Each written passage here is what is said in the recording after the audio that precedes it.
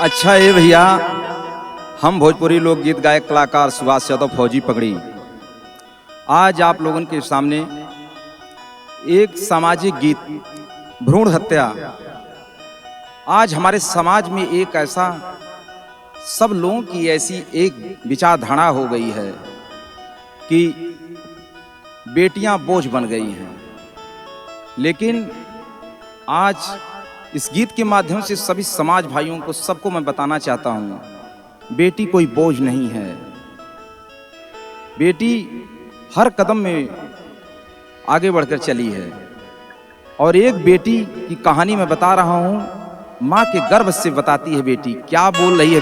बेटी का दर्द सुनिए। कौन कसूर हमार कैनिया बाबूजी हो, कौन कसूर हमार कैनिया बाबूजी हो, पेटवा में मारे ला पार नवाय बाबूजी।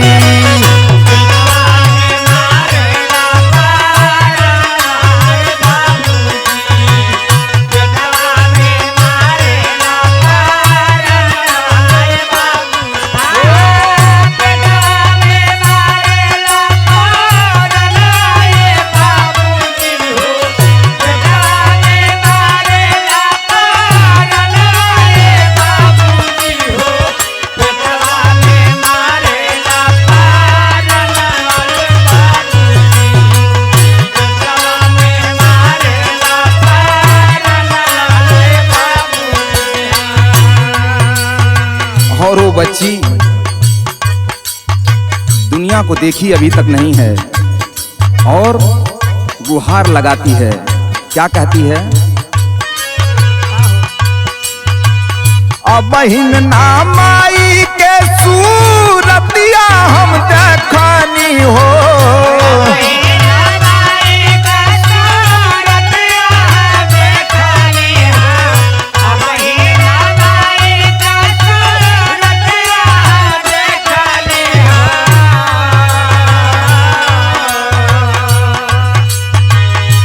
बहिना माई के सूरतिया हम देखनी हो, पेटवा में मारे ला तू जनवाय बाबूजी।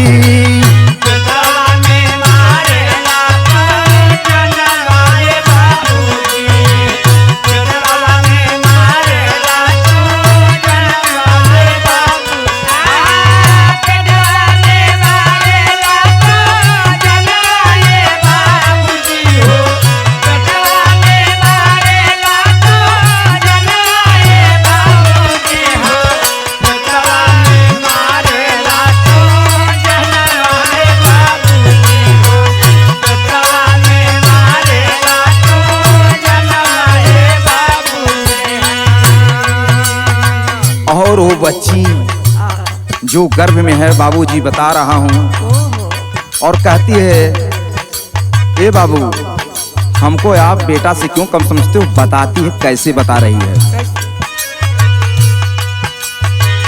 हमके तू बेटावा से कम नहीं समझा हो,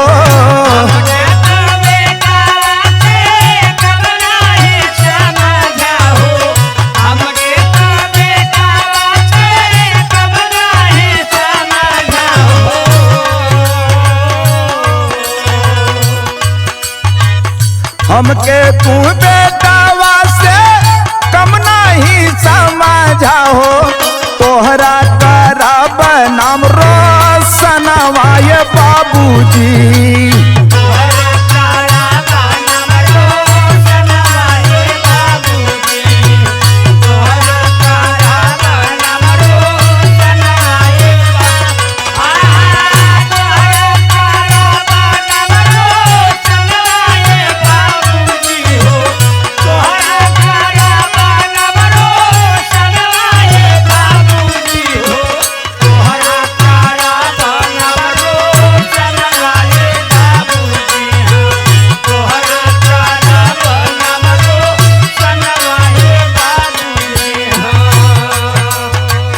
बता रहा हूं भैया।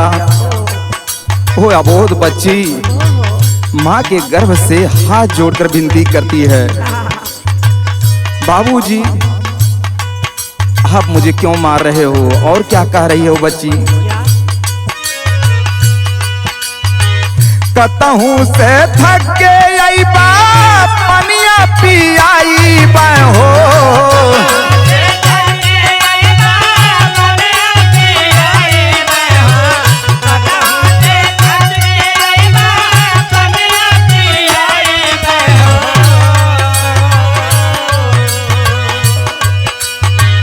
कतहूँ से थक के आई बा पनिया पियाई बा हो।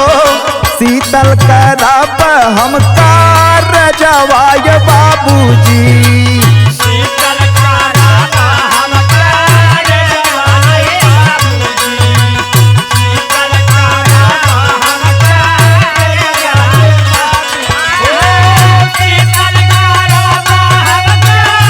जवाय बाबूजी। शीतल करब हम कार जवाय बाबूजी। शीतल करब हम कार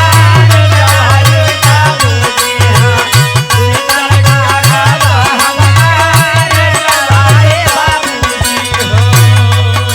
भैया लोग, वह बच्ची पूरी अपनी व्यथा बता रही है, बाबू से क्या कह रही है, रो रो करके कह रही है क्या?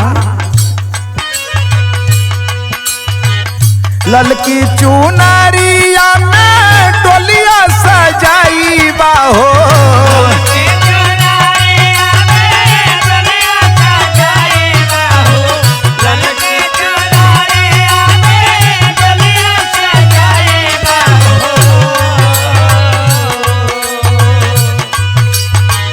ललकी चुनरिया में डोलिया सजाई बा हो।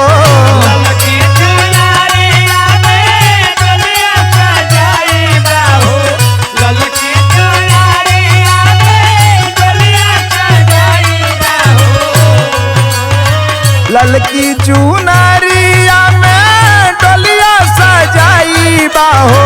छूट जाई बाबुल घर आंगनवाय बाबूजी।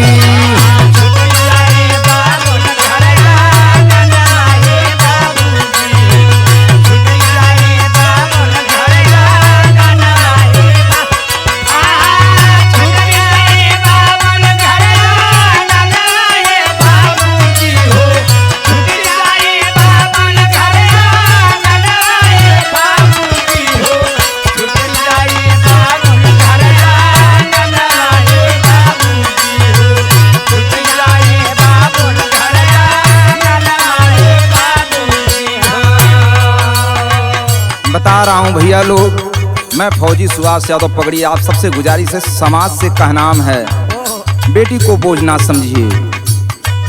लास्ट लाइन में सबसे कहनाम है क्या? फौजी सुभाष समझवा से कहें बाबू।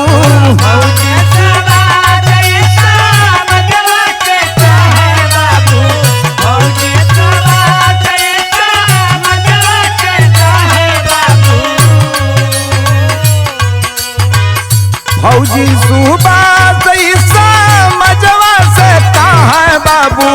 बिटिया के मारा जन पार नवाय बाबूजी हो।